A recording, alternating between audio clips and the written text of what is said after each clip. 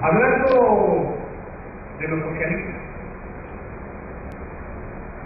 un país de 11 millones de personas, casi 12, un país que tiene los mejores niveles de sanidad pública, un país que tiene garantizada la educación para todas las personas, un país que tiene los mejores índices de aprovechamiento de recursos agrícolas, me refiero a Cuba. Y por supuesto también lo dice la Constitución, ¿verdad? Ahí también hay derecho. Repetir no significa que se acabe la democracia, insisto, con la pena, pero hay que ver los esquemas prácticos y hay que leer en este país. Populismo se hace repitiendo o sin repetir, y eso lo vemos todos los días. Y vuelvo al asunto en donde hay que juntar la gente, dicen, hay que hacer campaña, dicen, hay que sacar a la gente a votar. ¿Y cuál es la propuesta? ¿Y cuál es en estricto sentido el proyecto de gobierno? Por favor, no vengamos aquí a pretender derramar lágrimas que en la práctica ni por error se ven. Entiendan esto, señores. El populismo se construye desde lo más elemental de cualquier campaña política o de cualquier programa de gobierno. Que no vengan aquí a decir que el simple hecho de que exista la posibilidad de repetir un programa de gobierno es por sí mismo o algo así como requisito sine qua non populismo. O sea, el populismo se puede dar en cualquier sitio. Refiriéndonos a la ratificación del porfiriato, y lo digo así porque insisto, hay que leer en este país. Se dice que no hay progreso, que no hay modernidad. Yo nada más quiero pensar por qué día de aquel entonces, si no había progreso, si no había modernidad, porque fue la primera vez que quedó asentada en una ley que la educación fuera laica, gratuita y obligatoria. Cuando posible, hay que pensar en eso.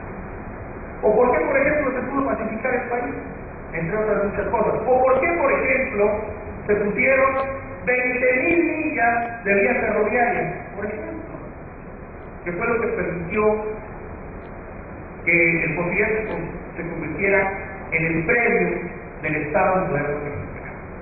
Entonces,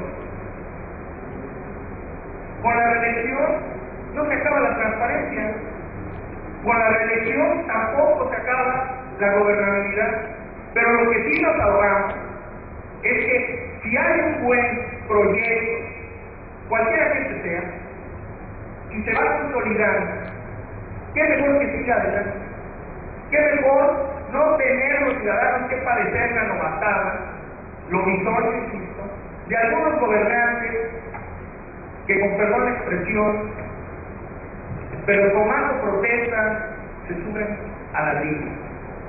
Y para ellos es como si anduvieran en la luna. Y lo digo de esta manera porque lejos de gobernar se convierte única y exclusivamente en parodias de gobierno. Y qué pena, insisto en eso también, que no seamos capaces de verlo porque tenemos ahí como un resentimiento histórico. Y más que el resentimiento histórico, es una significación que nos han construido precisamente los que aspiraban al poder, los que deseaban estar en el poder y que desafortunadamente no habían tenido acceso. Es lamentable que aquí vengamos a decir cosas que allá afuera, en la calle, en la práctica, en las oficinas, con la burocracia, no se ven. Qué pena también que desafortunadamente en este país no hayamos consolidado una idea en base a argumentos sólidos y firmes y que hoy la reelección sea un tema todavía vetado, sin posibilidades. Es bueno. Más salud en caliente. Sobre eso fue lo que se forjó el desarrollo económico de la época de Porfirio Díaz. Y los cadáveres de la huelgas de Cananea o de Río Blanco, son testigos. Sobre eso, sobre esa dictadura sangrienta, eso de la que se levantó el desarrollo que ahora pregona. O como la otra, ¿ese gallo quiere su man? O perro con hueso en la boca, ni ladra ni muerde. Todas citas de Porfirio Díaz, su gran benefactor. Digo, porque si vamos a citar a Porfirio Díaz, pues vamos a citarlo bien. Ahora bien, dijiste que yo decía que la no reelección impedía el populismo per se, cosa que nunca dije. Dije que la reelección promovía el populismo, pero no que por sí mismo lo genere. Ahora bien, citaste a Cuba, un país muy democrático, tan democrático que su ley penal tiene castigado con pena de cárcel el expresar ideas contrarias al régimen. Eso es un dato exacto, no hay más. Así de democráticos queremos ser como Cuba. Yo no niego los avances que ha tenido Cuba, ni lo que me molesta es el costo que ha tenido esos avances. Libertades, las miles de personas que salen exiliadas de Cuba cada año rumbo a Miami, las personas que vienen aquí a México huyendo de ese régimen dictatorial para refugiarse y encontrar libertad. No vamos a empezar aquí porque no es materia de debate, el viejo debate entre la libertad y el desarrollo o la igualdad, que es el debate entre el liberalismo y el socialismo. Pero si los vamos a citar, hay que citarlos correctamente en su justa dimensión. Ahora bien, otros regímenes iguales a Cuba, Stalin, Hitler, todos ellos, desde luego, muy democráticos.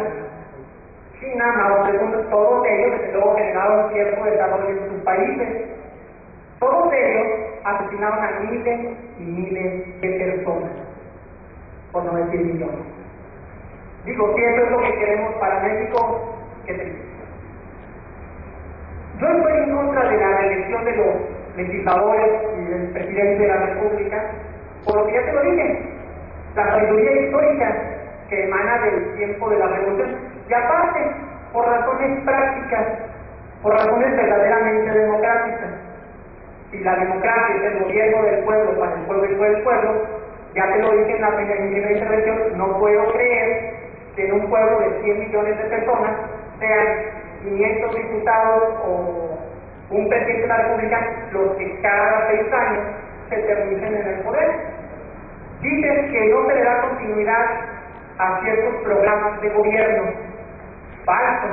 Hay programas de gobierno exitosos a los que se les ha dado continuidad.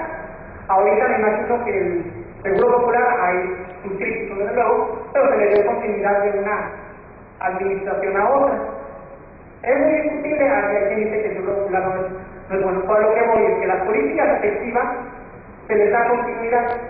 Hay otras políticas efectivas que si bien no se les da continuidad con el exacto nombre que tienen, se les da continuidad bajo un nombre porque son esquemas eficientes. Quiero pensar en Solidaridad, que se viene desde Carlos Salinas de Gortari y Ernesto Cedillo, y cambió su nombre en Convivencia y ahorita sigue existiendo el mismo esquema con Felipe Calderón. Es decir, son programas relativamente exitosos a los que se les ha dado cierto desarrollo, cierto seguimiento. Decir que por prohibir la reelección todo va a desmoronarse cada 6 años, pues digo, es poco menos que una falacia. Yo te dejo estas reflexiones y te doy la palabra para que tengas oportunidad de distorsionar todo lo que he dicho y agradecer al Instituto Mexicano de la Juventud por este foro. Gracias, Ana, para cerrar este debate con la Cuando uno viene aquí, aparte de que es un acto voluntario, tiene uno que tener, aunque sea poquita responsabilidad. Cuando se habla de reelección, se antepone, sin decirlo, la posibilidad de una reelección indefinida. Y nunca se habla, nunca se menciona siquiera la posibilidad de la reelección militar. Vamos, ni siquiera ni siquiera en la mente estrecha de algunos, siquiera pasa. Dramatizar sobre las muertes, etcétera, etcétera. Y digo dramatizar en condiciones reales. Ningún régimen político, ninguno, está exento de este tipo de atropellos que desde luego son ocultos, señalables, reprobables, enfermos a veces. Pero lo que sí hay que decirlo es que no son como algo inventado por la religión. Se dice que a través de los cambios de gobierno se ha dado seguimiento a las políticas públicas, o se crean programas. Nada más que curiosamente, si hay algunos que han leído a Mosca, Pareto o Michel sobre la teoría de circulación de élites, también se habrán dado cuenta que curiosamente, cuando circula una élite sobre otra, lo que había lo redirecciona en favor de ellos, pues, como comúnmente se dice, traer agua al molino. Que no vengamos aquí con puritanismo, y digo, en esa estrechez, como si la democracia se acabara, insisto, estrictamente en el punto en que un gobernante es capaz por ley de ley. Las falacias que pueden decirse, pues solo son precisamente hacia argumentos lamentablemente incompletos, rojos, escasos.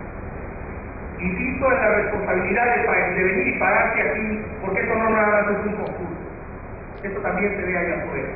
Y viendo allá afuera, que tenemos esa característica y no nada más venimos a lucirnos aquí, sabemos y nos convencemos todos los días de que aquí, en este país, las falacias se construyen precisamente por la verborrea y la demagogia.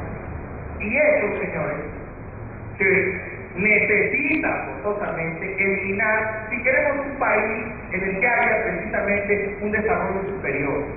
Esquemas de educación que no se estén manoseando cada lunes y martes por los intereses políticos de unos o de otros.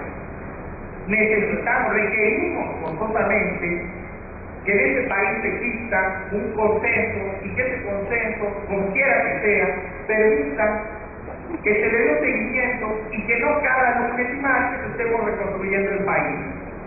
A los que no se hayan dado cuenta que la refundación del país se hace de un tiempo para acá, casi como siempre se ha vuelto habitual, 6 años, o cada 3, o a veces en algunos estados cada año por los procesos electorales. Pues yo creo que está viviendo eso sí, en un mundo que no es. Y digo esto porque me parece absolutamente irresponsable citar a Juan o Pedro si no somos capaces de llevarlo a la práctica, si no somos capaces de dirigirnos en la propia práctica de nuestros conocimientos y de demostrar y de construir un país diferente bajo condiciones mejores que permitan precisamente el desarrollo. Lo único que estamos haciendo es jugar, y con perdón de la audiencia, al tío Lugo. La reflexión sigue puesta en pie, hombres y mujeres, estamos en esto, algunos, al menos algunos. Muchas gracias. Gracias a los participantes.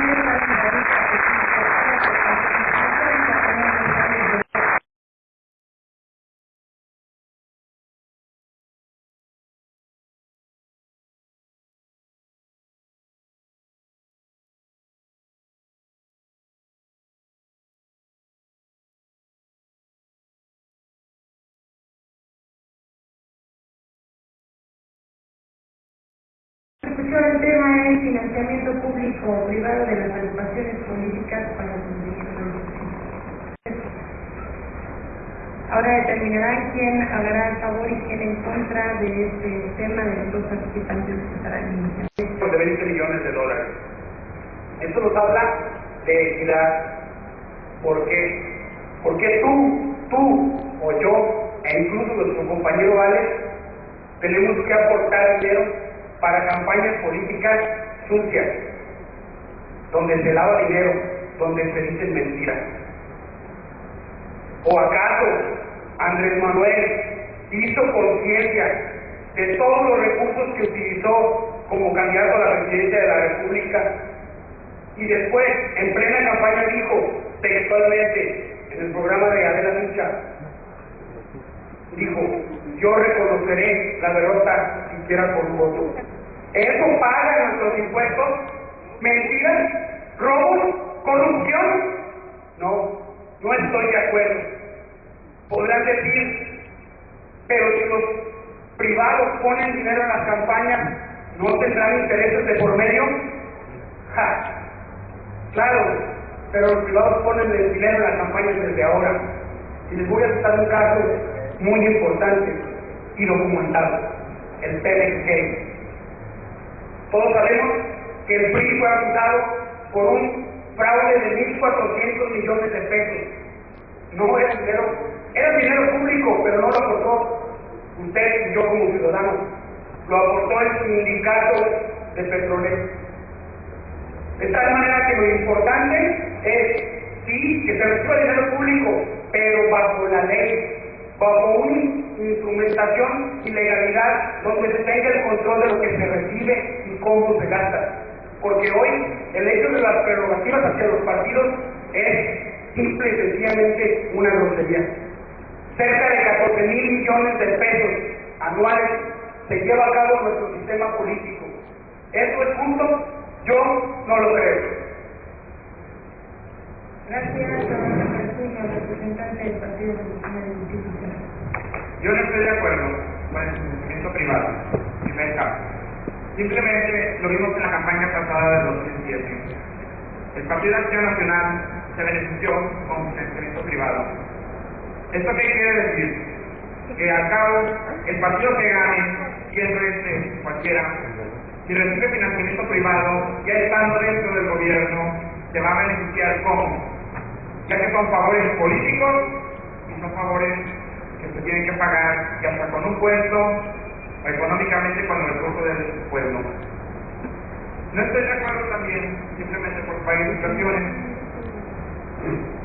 simplemente porque hay que convertir con recursos del gobierno del Estado, hay que ser un convergente con el gobierno del Estado. Yo estoy de acuerdo con el financiamiento público porque simplemente son recursos que nos asigna el Instituto Estatal Electoral, son recursos que tenemos que, yo como ciudadano de la Revolución Institucional, quiero ser candidato a diputado, presidente o cualquier otro cargo, yo sé que voy a invertir cero de mi bolsa, no con el recurso de gente que está atrás de mí con financiamiento privado. Y el público, yo sé que tengo que rendirle cuenta a cada uno de ustedes, porque ustedes tienen derecho al acceso a la información. Pero vámonos de la mano, ya que esto simplemente lo hemos visto, que el discurso privado siempre, durante todos estos 12 años de Acción Nacional, se ha pagado con favores políticos y se ha beneficiado varios empresarios. Gracias. Ahora toca la segunda participación de la representación. Si estuviera reglamentado de manera adecuada este funcionamiento público, pudiera ser un resquicio de esperanza. Pero no es así. Hoy, cualquier particular puede involucrar dinero a cambio de favores sin ninguna reglamentación y exponiéndose a ningún castigo. ¿Eso es justo? Por supuesto que no. Yo, honestamente, sufro mucho cuando llega el día que hay que pagar los impuestos. Y hay que hacerlo. Ahí no hay opción. ¿Y sabes qué pienso? Cuando parte de ese dinero que tú, tu familia, tus amigos y los míos dan y sirven para mentiras, sirven para corrupción. ¿Tú crees que Gabriel Arellano, cuando dijo voy a recuperar a Aguascalientes, estaba diciendo la verdad. Yo creo que no estaba hablando del lado de la ciudadanía. Eso es lo que creo. Para eso sirve nuestro dinero, para eso sirve el financiamiento público. Creo que no es justo. Debemos hacer que un financiamiento privado, reglamentado, con todos los candados necesarios, sirva para que los recursos de los candidatos, porque no son de sus personas, sino del pueblo, sean utilizados de manera ordenada y organizada y sirvan y hagan conciencia en los candidatos de que tienen que hacer bien su trabajo. Gracias. Políticas para el cumplimiento de sus fines, para que puedan concretarse este tema. Ahora toca el turno de México no está listo para el financiamiento privado. En México, como en muchos otros países, un amplio debate sobre el papel del dinero en la política. Entre las grandes preguntas de este debate tenemos: ¿cuánto debe subsidiarse una democracia en general a los partidos o a candidatos en particular? Yo creo que ninguna, simplemente por eso, ya que las agrupaciones políticas como el PT o Nueva Alianza, Alternativa, nada más aparecen cada 3, 6 años cuando vienen las campañas, toman dinero del recurso del pueblo y se van sin ganar ningún voto o sin ganar ninguna representación en general. Se llevan ese dinero. Yo pediría, y quiero pedirle a mis compañeros, que a después de estar de acuerdo conmigo, en que ese dinero que se les destina a estas agrupaciones se les sea recogido por el Instituto Estatal Electoral, porque muy cómodo, lo hemos visto, Alternativa es la creación del México Democrático que promocionaba Patricia Mercado. Esta vez pasada no ganaron nada, se llevaron nuestro dinero. Y yo les pregunto, ¿alguno de ustedes saben a qué destina este dinero? Pues ya, que no existe ninguna respuesta claramente establecida para todas las preguntas, y aquí tampoco. Nuestra democracia nos ha costado muy cara, ya que por la experiencia del siglo pasado, donde la falta de transparencia, de fraudes electorales, de intereses políticos y favores entendidos era la regla. Después del conocido fraude del 88, yo creo que no. Fue fraude, pero ahora lo hemos visto también en el 2006. Fue también fraude la elección de Felipe Calderón como presidente de la República, o de Andrés Manuel López Obrador, como también se hizo llamar presidente legítimo. Gracias a la participación del representante. El socialdemócrata es un buen punto. ¿Por qué? Porque no está bien reglamentado. ¿Por qué? Porque ¿dónde quedó el dinero público que se les dio como prerrogativa? Se tuvo. Y con este partido, muchos más. Qué bueno que nos involucremos en democracia, qué bueno que hagamos buen uso de los recursos. Pero México está ya para otras cosas. México tuvo que recurrir al financiamiento público por nuestro pasado, por un pasado que todos conocemos, triste, y donde la corrupción siempre ha sido tema principal. Hoy por hoy estamos listos para el financiamiento privado, para la representación, para avanzar como los países del primer mundo, donde el dinero que se recauda de hecho es parte del sentimiento de la ciudadanía, porque no va a montar dinero a alguien que es rechazado por sus ideas, por sus propuestas o por sus convicciones. Yo estoy seguro que alguien, cuando escuchó "cállate chachalaca", hubiera dicho "no pondré un peso en esa campaña". Afortunadamente estamos avanzando en democracia, pero el financiamiento privado es necesario. Necesitamos reglamentarlo y avanzar en ese sentido. Muchas gracias. Gracias. Para cerrar este Los partidos políticos en México, a lo largo de los 90, el sistema electoral y el funcionamiento de partidos ha tenido grandes cambios. Yo creo que sí, porque lo hemos visto a lo largo de ya este siglo XXI. Ya los partidos políticos ya no son el mismo de antes. Ya hay nueva generación, somos nueva gente, nuevos jóvenes, y queremos un cambio. Queremos un cambio para bien. No vamos por más que al cambio de hace 4 años, vamos por más sea por más recursos del público, que se los llevaban ellos, y del capital privado. Hemos visto el revolucionario institucional en ideología es que no aceptaremos inversión privada a cambio de un puesto o un cargo público. Lo aceptaremos, pero para beneficio de la gente. Muchas gracias a los participantes con este. A Javier Arturo Otero del Partido de la Revolución Democrática y a Hugo Ignacio Gutiérrez Cervantes participante independiente para que escojan el tema que debatirán, quién iniciará, quién terminará este cuarto y último debate de la primera ronda, y además quienes manifestarán la postura a favor de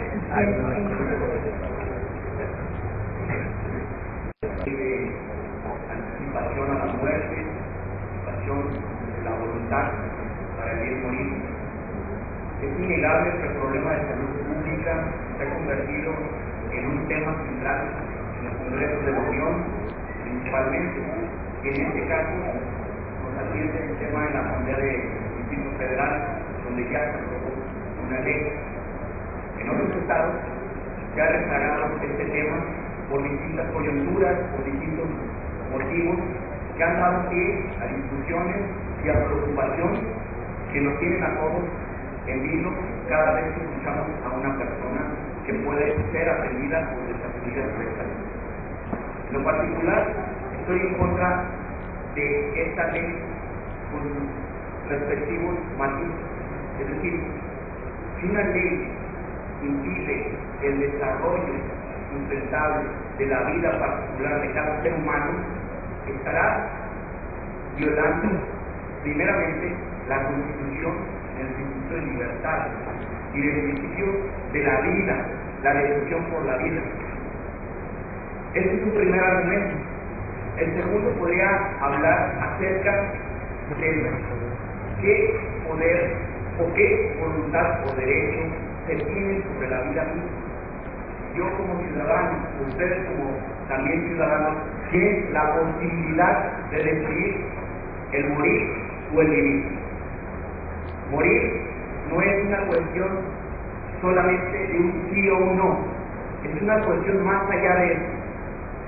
Cada religión, cada ideología, cada pensamiento nos constriñe verdaderamente a analizar si es en beneficio o en perjuicio de la sociedad y de una persona.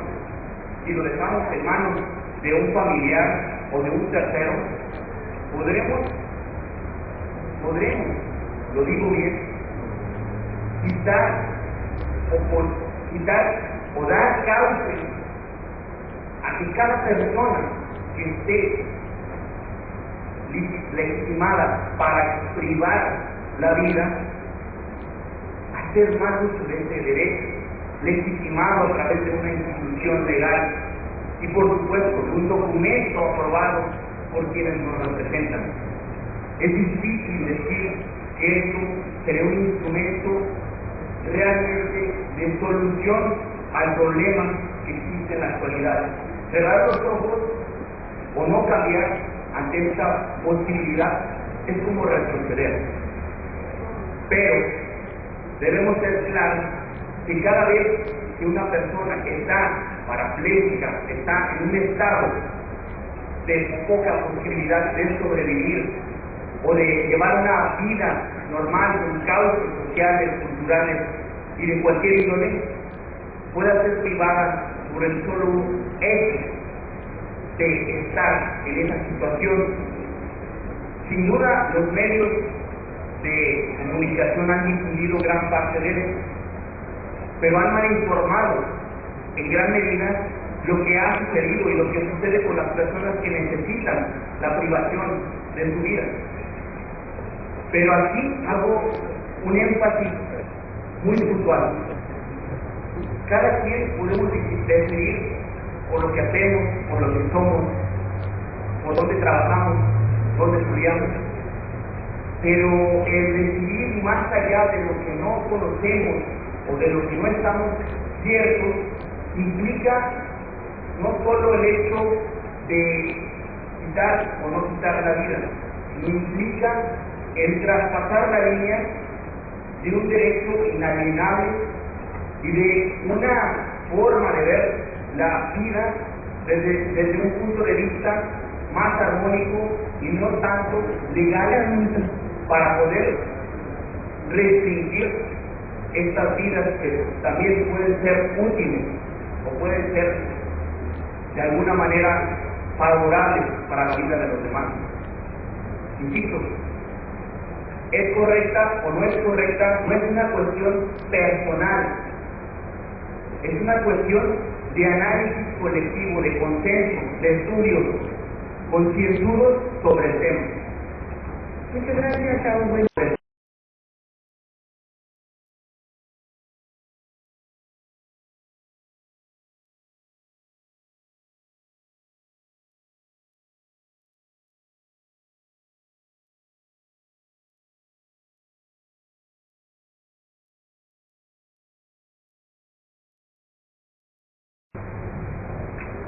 Antes de todo, buenos días a todos, agradeciendo de antemano la oportunidad que nos brinda el Instituto de la Juventud de asistir, no como representantes del partido en la forma tan abstracta que se puede decir, sino como ciudadanos y como jóvenes con ideas suficientes y con el valor suficiente para plantearnos y para venir a plantearlas ante el público. Hablando en ese sentido y hablando de valor civil, tenemos que decir que este es uno de los temas que más valor requieren para venir a plantearse en ambas posturas y por lo tanto de antemano felicito a mis compañeros. Antes de entrar de lleno, quisiera leer solo un breve fragmento de una carta muy especial. Dice: hay demasiadas gentes que en apariencia capacitadas para hacer un juicio de valor se preguntan y me preguntan si realmente deseo morirme. Pues si así fuese, me indican que puedo provocarme desde una pulmonía, taponar una sonda, no curar una infección de orina, inyectarme un virus, morirme de hambre o que me mate directamente cualquier persona.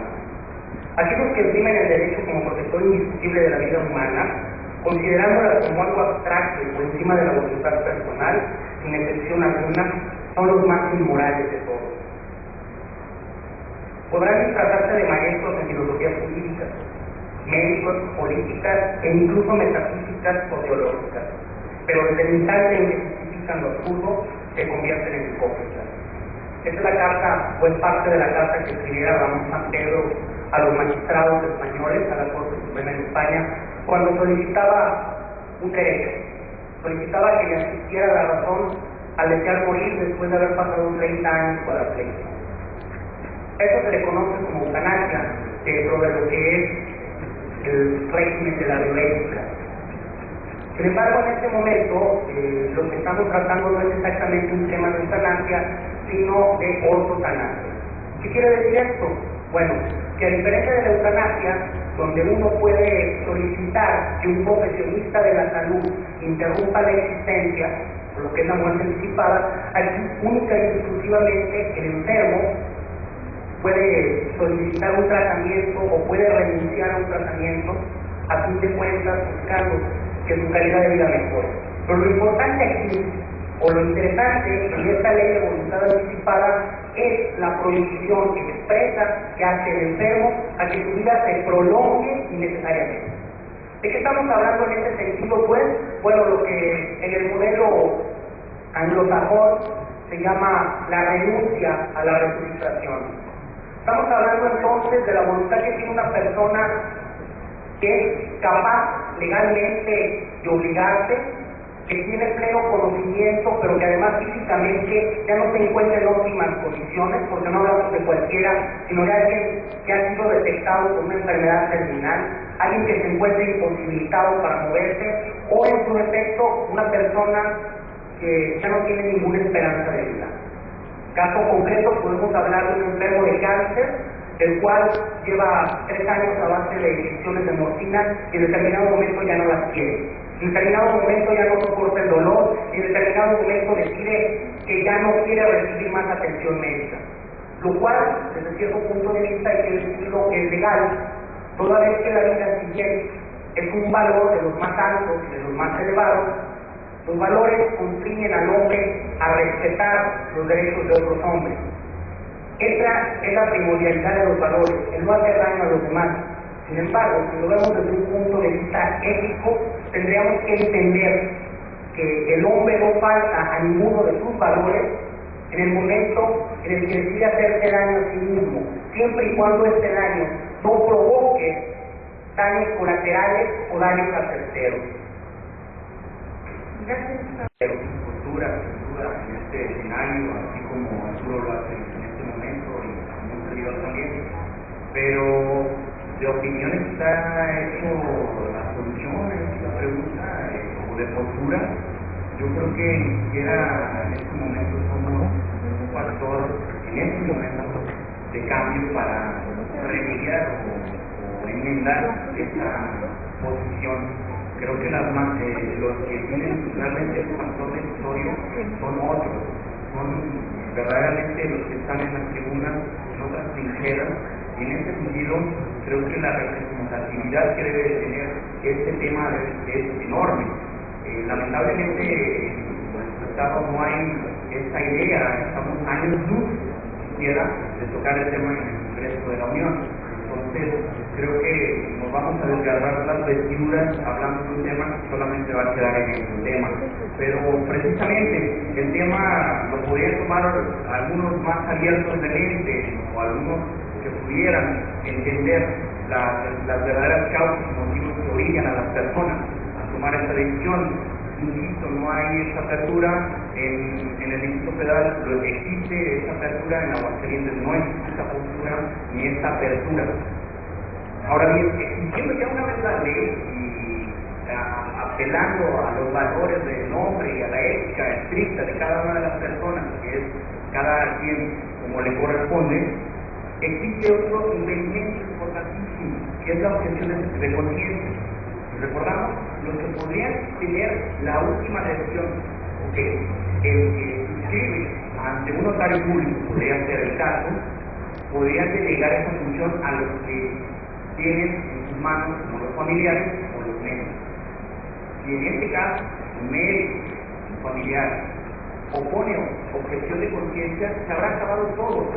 Es decir, hay candados, hay formas de combatir esto que no es cuestión de moralidad o inmoralidad, sino es una cuestión más allá de lo que podamos decidir sobre nosotros. No estoy diciendo que no podemos decidir sobre lo que somos ni lo que queremos ser después de ese mal, de un cáncer o de cualquier otra enfermedad que repercute en nuestra vida diaria.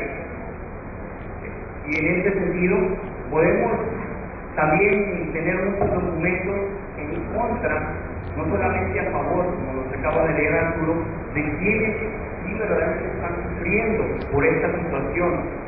Pero también recordemos que esa postura puede ser egoísta, egocentrista, desde el punto de vista que los familiares están sumamente en contra, por religión, por cultura, o por cualquier otra circunstancia que pudiera representar una objeción o un obstáculo para la realización de ese acto. Por tanto, la reflexión es si nosotros podemos ser factor decisorio de cambio para eso, hagámoslo. Si no, tenemos que asumir nuestra responsabilidad como ciudadanos, y como ciudadanos debemos no solamente opinar, estar informados, estar realmente documentados sobre el tema. No somos médicos, pero sí somos responsables de nuestras decisiones y de lo que decimos. Y de poder debatir a profundidad el tema y la postura del compañero en el momento en el que esta postura quedará clara, puesto que todavía no se logra clarificar cuál es su postura al respecto. En este sentido, solo me gustaría hacer unas pequeñas variaciones en cuanto a sus argumentos. Él nos dice que podemos venir aquí a hablar de opiniones y de posturas, pero que no vamos armando diferencias. Si acaso el objetivo de venir a este tipo de certámenes fuera armar la diferencia, entonces tal vez hubiéramos invitado a historiadores de renombre en lugar de pequeños estudiosos o humildes estudiantes como lo somos, tal vez para rectificar alguna figura histórica que nos está marcando la convocatoria. No ese es el caso. Y finalmente, bueno, si no vamos a armar la diferencia, y eso se supondría que sería el objetivo, entonces no hubiésemos venido, no deberíamos estar aquí, no debería estar ocupando este asiento. Cuando hablamos de ética y de moral, que hay que tener siempre la clara distinción entre lo que existe, por la diferencia que hay entre lo uno y lo otro, porque finalmente los estudios que se hacen de ética en las escuelas griegas son un poco distintos de los que se hacen en las escuelas romanas, lo cual lleva a que ambas civilizaciones evolucionen diferentemente y que no sea tan cierta esta falacia o antiguo sofisma de que Roma conquistó militarmente a Grecia y Grecia culturalmente a Roma, porque si de sofismas vamos ya están a la luz aquí. La realidad es que la ética es universal y la moral es personal. Una conclusión a la que muchos estudiantes y a la que muchos doctores, incluso en ética, han llegado a través de estudios muy complicados. Nosotros escuchamos en esta tribuna que se nos habla de egoísmo. Tal vez sí, y sí estamos hablando del egoísmo de una persona que no quiere sentir dolor. Si hablamos de egoísmo de aquel que siente que se está pudriendo por dentro y que ya no quiere estar así. Si estamos hablando de egoísmo de la persona que se está quemando por dentro, de la persona que se siente inútil para con su familia, de la persona que no quiere estar siendo una carga para los demás, sí es egoísmo, es el yo, es el no querer sufrir. Pero podemos anteponer el sufrimiento de esa persona al llanto que le durará a su familia, a la muerte, o en determinado caso, el no recibir una atención médica que prolongue necesariamente la vida. Hay que recordar que cuando una persona muere, el luto llega a durar, pero después del luto viene la resignación, y después de la resignación los recuerdos. Todos los que hemos perdido algún ser querido lo sabemos. A fin de cuentas vienen los recuerdos. Pero ¿qué recuerdo le vamos a dar a una persona que está más que muerta en vida? ¿Qué recuerdo le vamos a permitir a esa persona? ¿Habremos entonces algún día de creer que bajará hacia el abismo o que subirá hacia el paraíso? ¿Habremos de creer en sí que los tres jueces, volviendo a la antigua Grecia, habrán de perdonarle porque ha sufrido? ¿Habremos de creer que el Crejénite Radamanto no va a azotarlo enfrente de las islas? Obviamente que no. Lo que tenemos que creer es que hay una realidad básica, es una realidad que solamente siente la persona que requiere la necesidad de llegar a esos extremos. Si nosotros, el día de hoy, empezamos a producir una situación como esta, si nosotros no avanzamos hacia permitir que una persona sea consciente y pueda decidir por sí misma lo que habrá de hacer con su cuerpo, pueda decidir el momento en el que habrá de terminar con su existencia, si acaso esta ya no le favorece, entonces tal vez el día de mañana tengamos que estar viendo propuestas legislativas que prohíban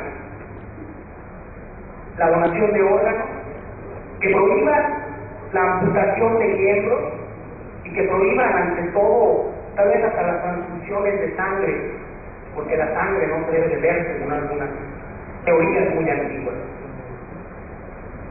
Y decir estoy a favor o estoy en contra es lo más fácil, lo más sencillo, lo que nos puede salvar de una opinión o de una crítica o de una evaluación en este caso. Y yo creo que no es una cuestión de que estoy a favor o estoy en contra, sino realmente estoy analizando para que pueda esto hacer eso, ¿no? En cada una de las personas. Es realmente el punto, no es si paso a la siguiente ronda o a la siguiente posición. Yo creo que también es una cuestión de responsabilidad humana el venir a decir eso. Y creo que la postura ha sido en contra en ese sentido, porque ha sido clara. Y creo que entre las claridades que se deben de poner sobre la mesa, debemos decir que como Arturo viene representando al PRD y esto es una cuestión ineludible, porque así fue convocado, creo que también la responsabilidad del partido político debe ir más allá de una persona que venga a decir a favor o en contra, debe ser una postura institucional, y es que se considera institución en un partido político. Entonces, creo que no solamente el decir que es la revolución democrática,